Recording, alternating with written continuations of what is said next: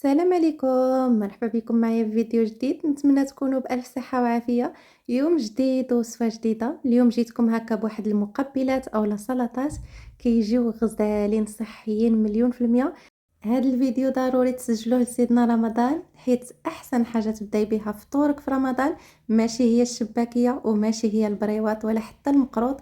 احسن حاجه هي هكذا سلطات منعشه للجسم ديالك، كيمتصها بسهوله، لان بعد ساعات الصيام شحال ما عطيتي للجسم ديالك حاجات اللي كتكون صحيه شحال ما كتستافدي منها اكثر. كذلك الكبد ديالنا كيكون بحاجه لهاد الخضر هادي. بطبيعة الحال نتوما عارفين الفوائد ديال القوق أولا القرنيع أولا الخرشوف باللغة العربية، فوائد لا تعد ولا تحصى، خصوصا إلا كليتو هكذا بواحد الطريقة اللي يعجبكم بزاف.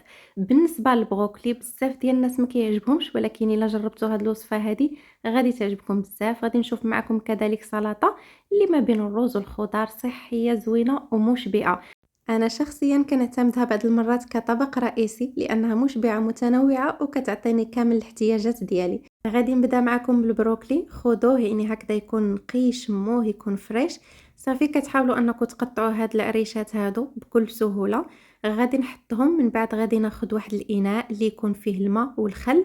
ضروري ما انكم تنقعوا هاد البروكلي ديالكم 10 دقائق على الاقل، باش كتخرج هكذا. الا كانت شي حشره اولا شي حاجه اللي عالقه فيه، غالبا ما كيدخلوا هكذا الحشرات فيه من الداخل، ولكن الخل كيخلي ان اي حاجه تخرج منه. هانتوما البنات بهذا الشكل هذا خليوه هكا ونساوه واحد 10 ديال الدقائق حتى ل 15 دقيقه، غير مع الماء والخل فقط. من بعد كتاخذوا الماء كديروا فيه الملحه وكتخليوه حتى كيغلى. كديروا هذا البروكلي هذا كيتسلق تقريبا واحد ل 15 دقيقه وكيكون طايب. من بعد ما كيطيب كتحيدوه وكديروه في الماء متلج وكتصفيوه وتخليوه، باش غادي نوريكم شنو غنديروا به. بالنسبة للقوق أولا الخرشوف فهو غذاء الكبد. غادي نديرو معاكم اليوم بواحد الطريقة خطيرة، حتى وليداتكم غادي يحماقوا عليه. ضروري ما انكم تستغلوا الوقت ديالو باش كتعطيو للجسم ديالكم الفوائد ديالو. رمضان هذا العام جاي في الموسم ديال الخضار الرائع، حاولوا انكم تستغلوها هكذا، تنوعوا في السلطات، تنوعوا في الطبيله ديالكم. التنوع ما يكونش في المعسلات، وهذا خطأ كبير. التنوع خصو يكون في هذا الشيء هذا. فمن الأحسن أنكم تتجهوا للصحي، حيت إلا ما رديتوش البال راسكم حتى شي واحد ما غادي يرد البال ليكم. هنا كتقسموها على جوج بهذا الشكل اللي شفتوا. كتحيدوا هذوك الشعيرات بهذا الشكل هذا. حاولوا انكم ما تحيدوش معاهم اللحم، يعني كتجيوهم فوق الشعيرات فين بادين، كتدخلوا السكين ديالكم وكتجبدوهم بهذا الشكل هذا حتى كتنقيو القرنيع كامل اولا الخرشوف. من بعد كتعصروا عليه الحامض الا بغيتوه ما يكحلكمش ويبقى لكم هكذا. صافي. اما انا راه كنخدم عادي، يعني اللي كيهمني فيه ما كيهمنيش اللون ديالو، كيهمني المنافع اللي فيه. كيف ما كتشوفوا كنقي هكذا عادي وكنحط حدايا حتى غادي نسالي. عاد غادي نبدا ندير الحامض ليديا هما الاولى، وندير له الحامض هو والماء وصافي كنردو باش يطيب. بالنسبه لهذا الخرشوف هذا حاولوا انكم تخليوه يترقد حتى هو في الماء والحامض والخل تقريبا 15 دقيقه حتى ل 20 دقيقه، باش هكا كيخرجوا كامل الشوائب اللي فيه. حاولوا انكم تغسلوه مزيان. من بعد كتغليو الماء وكتردوه يطيب مع دي طرونش ديال الحامض هكذا مع شويه ديال الملحه، حتى هو كياخذ غير واحد 15 دقيقه ديال الطياب وصافي كيكون واجد. بالنسبه للناس اللي كيعانيو في مشاكل في الكبد، فهذاك الماء ديالو حاولوا انكم تجمعوه ما تلوحوش. من بعد الطياب كتبقاو تشربوا به يوميا، راه مزيان بزاف للكلى وحتى للكبد.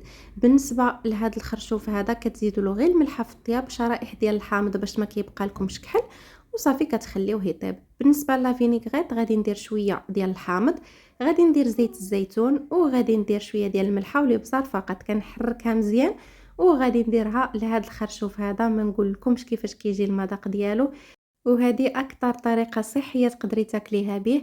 كيف ما كتشوفوا كيحافظ على جميع المواد اللي كتكون فيه.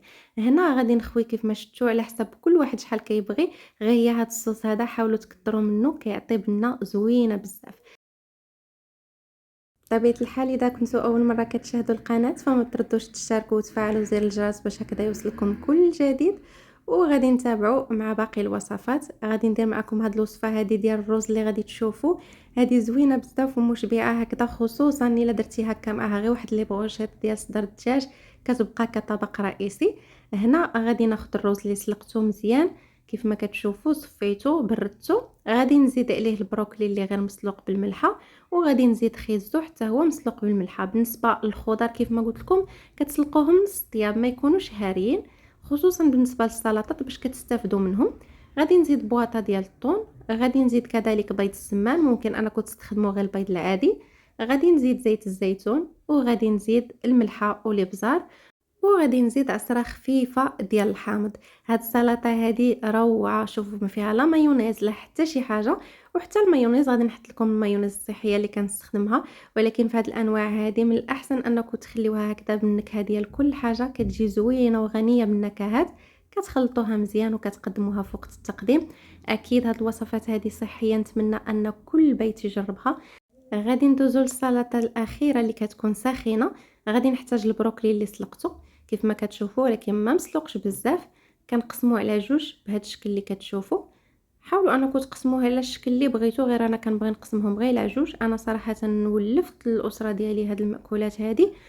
اي واحد ما كيكونش كيبغي هاد النكهات في الاول، ولكن مع التعود ومع انك كتضيفي نكهات جديده راه غادي يولي تعجبهم.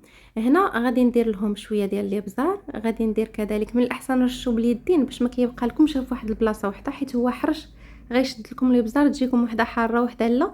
كنرش الملحه كذلك، وغادي ندير شويه ديال الثومه، ما تكتروش وما تطحنوهاش، ديروها غير مقطعه رقيقه. غادي ندير كذلك القزبور ومعدنوس، وغادي ندير خويط ديال زيت الزيتون، وغادي ندير رشه ديال الحامض، وغادي نردهم يتشحروا. كتصوتيوهم عادي كيف ما كتصوتيو اللوبيا خضراء او لا الخيزو، يعني كيجيو لذاذ. هو اصلا صراحه لذيذ وما فيهش لي غاز بزاف وزوين. هنايا كتبقاو كتحركوا فيه غير بشويه باش ما تهرسوهمش. غير الجهد اللي كتطلق هذيك الثومه النكهه ديالها مع الربيع مع هاد المكونات هذه، وكتقدموهم بالصحه والراحه. نتمنى الفيديو ديال اليوم يكون عجبكم ونفعكم. اكيد الا بغيتوا مزيد من الوصفات بحال هكا ما تنساوش تكتبوا لي هكا في التعليقات، راه كنشوف كامل التعليقات وكنجاوب عليهم. وتهلاو لي فراسكم بزاف، ما تنساونيش بجام.